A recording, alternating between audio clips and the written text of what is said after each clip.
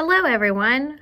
Welcome to week 3 of Methodism 101, an opportunity for us to learn more about our United Methodist identity, history, doctrine, theology, and what it means to be a United Methodist.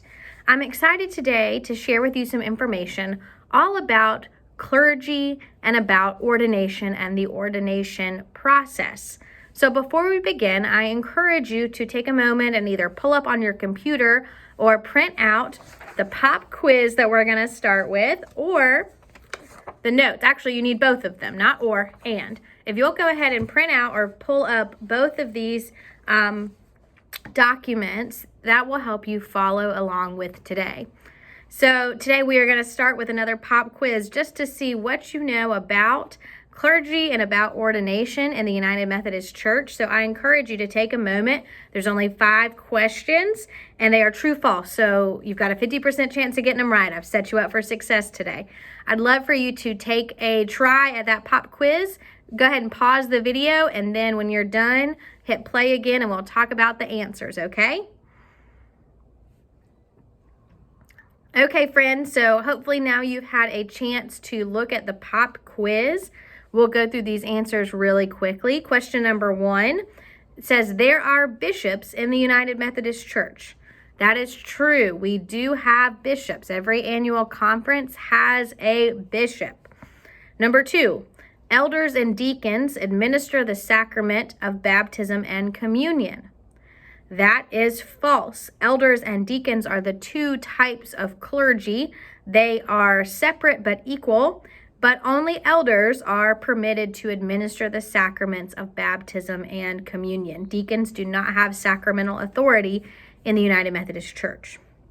Question number 3, deacons cannot perform weddings. That is false. Deacons can perform weddings just like elders can.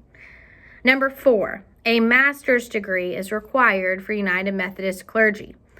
That is true. People who are ordained as elders or deacons as part of their ordination process must receive a master's degree, either a master's of divinity or something equivalent, or a master's degree in an unrelated field, but you have to go back and get some extra courses in theological work. We'll talk about that a little later. And number 5, district superintendents must be elders.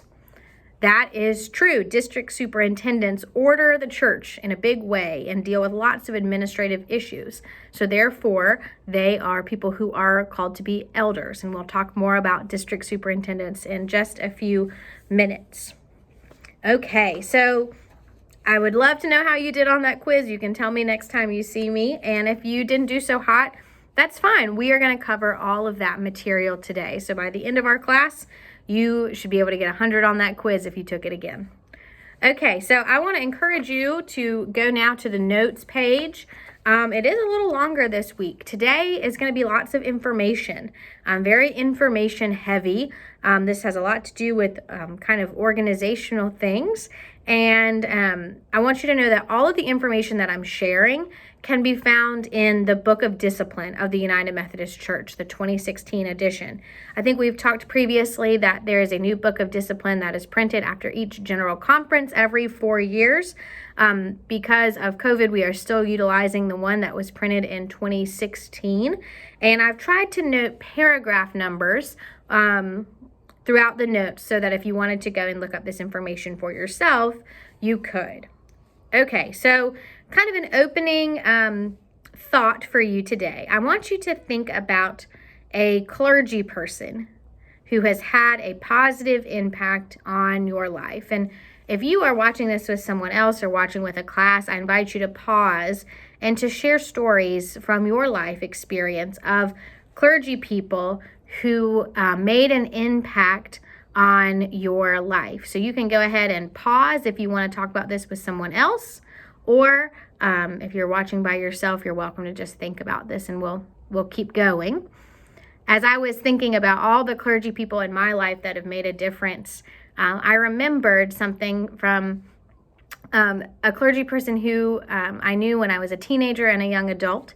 His name was Earl Wilson, and Earl would end every sermon by singing. He would sing the same song most of the time, "To God be the glory for the things he has done." And sometimes when I'm in the sanctuary here at Louisville UMC by myself, and you have to walk all the way to the front of the sanctuary to turn the lights on, it can get a little scary in there in the dark.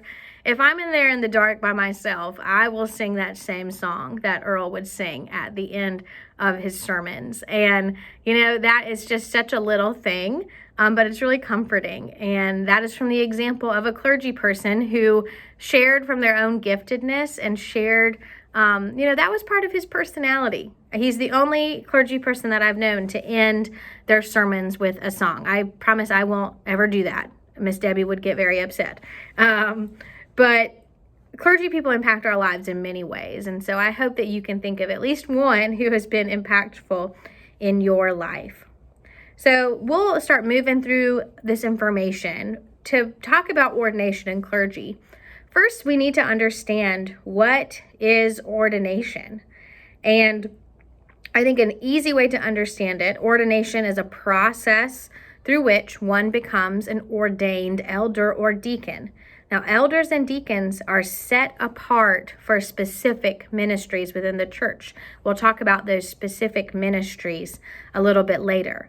And when ordination happens, someone is making a lifelong commitment to serve God's church, and specifically to serve the United Methodist Church. So ordination is something that happens in response to a call from God, and that calling is confirmed by other people all throughout the ordination process in the United Methodist Church. If someone feels called, that calling is confirmed by others and evaluated by others. And I think that's a really healthy and productive model. So when we talk about ordination, that's what we're talking about, how you become an official clergy person, which in our denomination looks like being an elder or a deacon. Now, there are also some clergy people called licensed local pastors. They are not ordained. They function similarly to elders, and we're not going to talk a lot about them today just in the because of time constraints, but we'll talk about them a little later. So there is a third type of clergy that are not ordained that are called licensed local pastors, and they do wonderful work throughout our conference. So pulling from the Book of Discipline, in paragraph 301, it says that within the church community, there are persons whose gifts, evidence of God's grace, and promise of future usefulness are affirmed by the community and who respond to God's grace by offering themselves in leadership as set-apart ministers, ordained and licensed. So we kind of touched on that. There are people who are called, who have gifts. There are evidence of their giftedness. They have a promise of future usefulness, and the community that they are a part of affirms those gifts and that calling. And people who fit that bill might explore ordination as a deacon or an elder in the United Methodist Church. So the idea of ordination, it actually goes all the way back to the early church. Paragraph 302 of our discipline says that the early church, through the laying on of hands, set apart persons with responsibility to preach, to teach, to administer the sacraments, to nurture, to heal, to gather the community in worship, and to send them forth in witness. The church also set apart persons to care for the physical needs of others, reflecting the concerns for the people of the world. So the church, since its earliest days, have acknowledged that while all people are gifted and called to serve God and God's people, there are some people with specific gifts who are called to the set-apart ministries of ordination, of that kind of leadership in the church. And we see this in Ephesians chapter 4. And this passage kind of reminds me of what we've been talking about in 1 Corinthians at church for the last few weeks. And this is a comment on the body of Christ and of individuals' purpose. So I will share with you now Ephesians 4, verses 1 through 12. And this is the CEB version of the Bible. Therefore, as a prisoner for the Lord, I encourage you to live as people worthy of the call you received from God. Conduct yourselves with all humility, gentleness, and patience, Accept each other with love and make an effort to preserve the unity of the Spirit with the peace that ties you together. You are one body and one Spirit, just as God also called you in one hope. There is one Lord, one faith, one baptism, and one God and Father of all, who is over all, through all, and in all. God has given his grace to each one of us, measured out by the gift that is given by Christ. That's why Scripture says when he climbed up to the heights, he captured prisoners and he gave gifts to the people. What does the phrase he climbed up mean if it doesn't mean that he had first gone down into the lower regions, the earth? The one who went down is the same one who climbed up above all the heavens so that he might fill everything. He gave some apostles, some prophets, some evangelists, and some pastors and teachers. His purpose was to equip God's people for the work of serving and building up the body of Christ. So essentially, I think what we learn from that passage is that all of the gifts that we have in our lives are because of the grace of God that is available to us because of the life and death and suffering of Jesus Christ. And we are called to use those gifts to serve the body of Christ. I love in verse 1 where it says, I encourage you to live as people worthy of the call that you received from God. I think that's really beautiful. So this idea of setting apart people for specific work in the church and at the same time acknowledging that all people are called to serve God and to serve God's people. It goes back all the way to the early church. So this idea of ordination has been with us for a really long time. And so now we're going to dive into what does that look like really specifically in our United Methodist context. So I think it's important for us to understand, what do ordained clergy people do? And this comes from paragraph 303 of the Book of Discipline. So it says that those who are ordained make a commitment to conscious living of the whole gospel and to the proclamation of that gospel to the end that the world might be saved. Clergy people are asked to embody with their whole lives the good news of Jesus Christ and to share that good news with others. The Book of Discipline also says that ordination is fulfilled in leadership of the people of God through ministries of service, word, sacrament, order, compassion, and justice. I'm going to read those one more time. Ministries of service, word, sacrament, order, compassion, and justice. Now, some of those ministries are shared by both elders and deacons, and some are specific to elders, and some are specific to deacons. So let's learn more about that difference.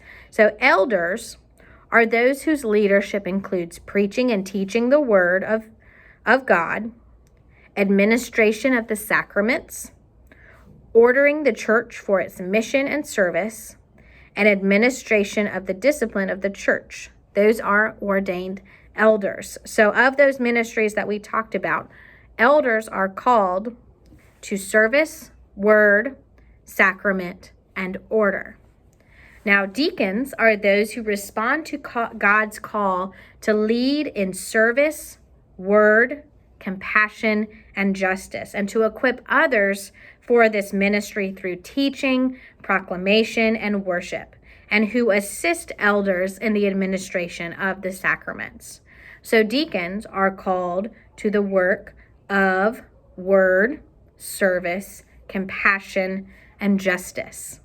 So elders and deacons share the work of proclaiming the word and service. Elders are specifically called to the work of administering the sacrament and ordering the church. And deacons are specifically called to the work of compassion and justice. So it's important to know that deacons and elders are considered equal. A long time ago in the United Methodist Church, before the permanent order of the deacon was established, clergy people would first become deacons and then become elders. Deacons were like provisionary clergy people. But a little over 20 years ago, the permanent order of the deacon was established. acknowledging the need for permanent clergy people who would lead the church in works of compassion and justice, while also leading the church in proclamation and service. And so now we have these two different types of ordained clergy, elders and deacons. They are equal, but they do different things and are called to different things. The Book of Discipline reminds us that through ordination and through other offices of pastoral leadership, the church provides for the continuation of Christ's ministry, which has been committed to the church as a whole. Without creative use of the diverse gifts of the entire body of Christ, the ministry of the church is less effective. Without responsible leadership, the focus, direction, and continuity of that ministry is diminished. It is out of the faith and witness of the congregation that men and women respond to God's call to ordained ministry. So the way I understand this paragraph from the discipline is that it is the responsibility of both clergy and laity, the members of the congregation, to work together to promise for the continuation of the church. And it takes focus and leadership, creative use of gifts, and it takes dedication so that we can trust and know that many generations from now, we will still have a united Methodist church. And out of the faith and witness of those congregations who are working to do that, men and women may feel the call to ordained ministry and should respond to that calling. So it is important to know that clergy people and laity work together to make the good stuff of church happen. We are just called to different things, and they are all worthy and they are all good. So now I want to share with you, how does someone become an ordained elder or a deacon? And I think you will be surprised by the complex nature of this process. And I hope that you'll look at the notes and not think that is a lot to do, but rather see it as our church being so faithful to making sure that we are ordaining people who are truly called and who are truly gifted and who have a promise of future usefulness. It is a long process, but I think it's important to trust that process. And as someone who's in the middle of that process right now, I read all of these things and I'm closer to the end than the beginning, but it still makes me a little tired to think about all of the things that I have done and still have yet to do in the ordination process. So I hope this will open your eyes to the dedication that is required for people to become clergy members in the United Methodist Church. So I've tried to divide this into three kind of benchmarks. The first big thing that you do if you feel a call to ordination is you become a certified candidate for ordination. Now, in order to become a certified candidate, there are some things that you have to do or have done. So the first is you have to have been a member of a United Methodist Church or a United Methodist affiliated campus ministry for at least 1 year. Then you have to write up your call story. So you have to write a narrative that explains how you felt God call you and how that calling has been confirmed by others. You have to write that call story and ask for a meeting with the district superintendent to share that call story and to meet with the district superintendent. And if the district superintendent agrees that you perhaps are called and believes that you should explore ordination, they will approve you to move on and to register for ordination or for candidacy with the General Board of Higher Education and Ministry. Now, once you've done that, you would request a meeting and an evaluation with the church that you are a part of's Staff Parish Relations Committee. And they would evaluate you in light of Wesley's historic questions. Those are written in your notes. You can read those. Now, if the SPRC agrees that this person should explore ordination, they affirm that they are called and gifted, then the church that they are a part of would schedule a charge conference. And at that charge conference, they would vote to approve this person as a candidate for ministry. If the person gets a 2/3 vote, then they can carry on. Another part of the process is to undergo psychological evaluations and criminal background checks as well as credit checks. And then once you've done all of that, you get to meet with the District Committee of Ordained Ministry. We often call it DCOM. And they will question you. They may ask you to write things. They'll ask you to share your story of calling. And then they will vote. And if you get a 3/4 vote from the DCOM, then you are a certified candidate for ordained ministry. So that is kind of step one, is to become a certified candidate. Now, every year that you are in the process of being a candidate, you have to have that candidacy reaffirmed by the charge conference and by the district committee until you are commissioned. So each year that I've been a certified candidate for ministry, I've had to go back to the district committee and present writings, answer questions, and talk about how I'm continuing to pursue my call. I think I've done that 6 times. So once you are ready to move towards the next step of ordination, which is seeking to become commissioned as a provisional elder or a provisional deacon, there are some things that you have to do in order to work towards that next step. So you've become a certified candidate. The next step is to become commissioned as a provisional elder or deacon. So what do you have to do to get there?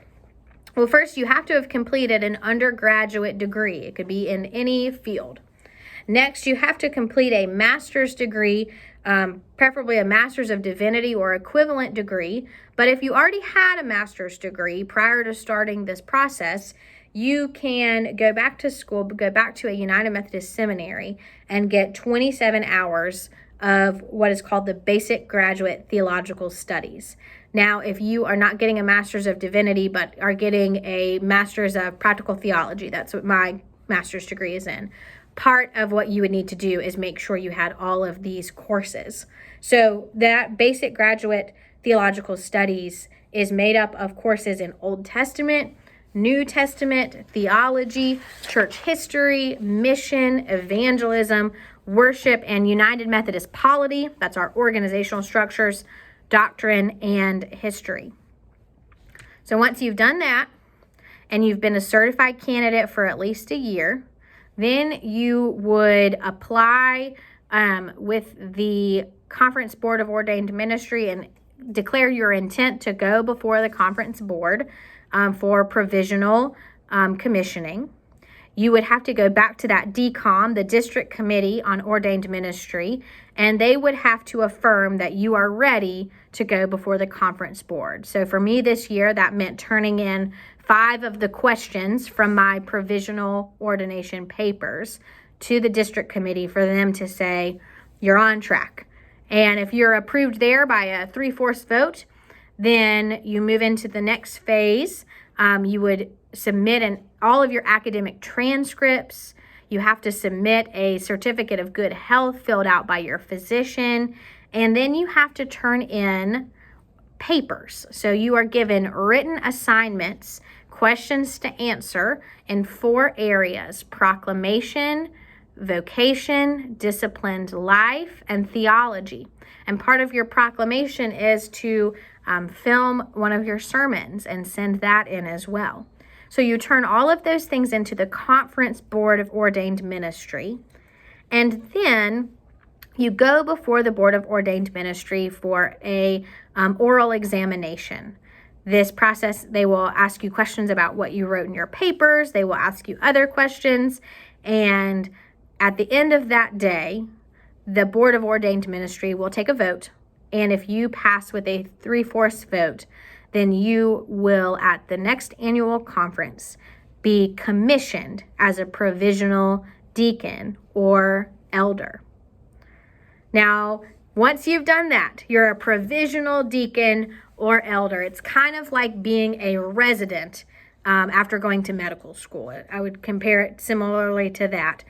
After you've become a provisional deacon or elder, then you have to go through an experience called REOM, or Residency in Ordained Ministry, for 3 years. This is a continuing education group that meets throughout those 3 years to grow together and to grow in individual service and giftedness. and it's essentially like doing a residency. So you do that for 3 years. You, during that 3-year time, have to work under appointment. So in a job that is either assigned to you by the bishop in the cabinet, or if you are an elder, or that you have obtained for yourself and is then approved by the bishop or the cabinet if you are a deacon. We'll stop now and talk about appointments. Elders itinerate. They are moved around based on the decisions of the bishop and the bishop's cabinet. That's why typically, it always happens the first in July if a new pastor is coming, a new elder is coming. They are moved around. They are itinerant. Deacons, I should say elders also have guaranteed appointments. So they do not have to go out and find their own jobs, but they also don't necessarily get to pick their own jobs. Deacons have to find their own employment. So the bishop will not call a deacon and say, you have to go here, but rather deacons have to find their own employment, and then they have to get the bishop and the cabinet to approve that appointment. So even though deacons do not itinerate, they are still appointed. So both elders and deacons during that 3-year time of residency, in between being a provisional deacon or elder or a fully ordained deacon or elder, they have to work under appointment for at least 2 of those years. Now, throughout that time, the Board of Ordained Ministry must affirm that this person is physically, mentally, and emotionally healthy. And then at the end of those 3 years, if you are hoping to become a fully ordained or ordained in full connection deacon or elder, you'll have another set of assignments to do. So that means you'll have to present a detailed plan and outline for teaching a Bible study. You have to present a project that demonstrates faithfulness in carrying out the church's mission of making disciples of Jesus Christ for the transformation of the world.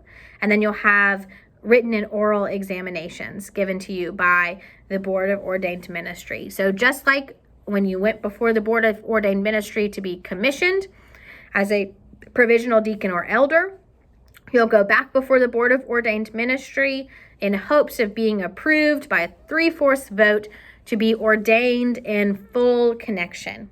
And once you are approved, you are ordained in full connection as a deacon or an elder for the rest of your life, and you have passed go and collected your $200, we would say, and that is the end of the process. So it is a very long process from a time perspective. It requires lots of attention to detail and dedicated work. But again, our process is a good thing. We think about it. We're Methodist. We have a method for everything, and our method helps us to make wise and faithful decisions. So that is how you become an ordained clergy person in the United Methodist Church. Now, before we wrap up our time, I want to share with you just a few other things that clergy people do that you might not know about. Now, one of them is that clergy people are expected to work and support the annual conference and the districts. We're going to talk about conferences in a few weeks, and that might make more sense when we do. But clergy can support the annual conference and the district that they are a part of by serving on committees or task forces or in any other way that is needed. Now, clergy people who are elders can also serve as bishops. Bishops are elected from the elders and set apart for a ministry of servant leadership, general oversight, and supervision. And the Book of Discipline describes how bishops lead, and I think this is really beautiful. They lead in the following disciplines. They have a vital and renewing spirit. They have an inquiring mind and a commitment to the teaching office. They have a vision for the church. They have a prophetic commitment to the transformation of the church and the world, and a passion for the unity of the church, and of course, the ministry of administration. So bishops are an important part of our organizational structure, and each annual conference has a bishop. Our bishop is Ken Carter. And one other thing that clergy people can do, again, just elders, is to serve as district superintendents. Now, district superintendents are elders in full connection, appointed by the bishop and the cabinet as an extension of the superintending role of the bishop in the annual conference, and they are under the supervision of the resident bishop. So district superintendents have smaller areas than an annual conference. I believe our district, the Yadkin Valley District, is 5 counties. That sounds about right. And district superintendents oversee all of the United Methodist churches and clergy in a specific district. Our district superintendent is Sam Moore, and he is wonderful. He's a delight to work with. So I think that about covers it. I hope today that you have a better understanding of what ordination is, of how one becomes ordained, of the 2 different types of ordained clergy, the elders and the deacons. And I hope that you've also learned a little bit about bishops and district superintendents. Now, friends, this was a lot of information. So if you have any questions, I really encourage you to write those down. You can email them to me, text me, call me, or we can talk about them on Sunday if you catch me in the hallway. But I really would love to try and help answer your questions. And if I don't have an answer, I'll try to find one. I'm not an expert, but I'll try to find an answer if I don't have one. So I really encourage you to reach out. If you're doing this at home or doing this in your Sunday school class, reach out with questions. And if there's something that you would like to learn more about, I'm happy to help provide you with some resources so that you can do that. So that is all for today. I thank you for tuning in for week 3. We will do this again next week. And I hope that you learned something today, and I hope that you have a blessed day. Thanks for being here. Bye-bye.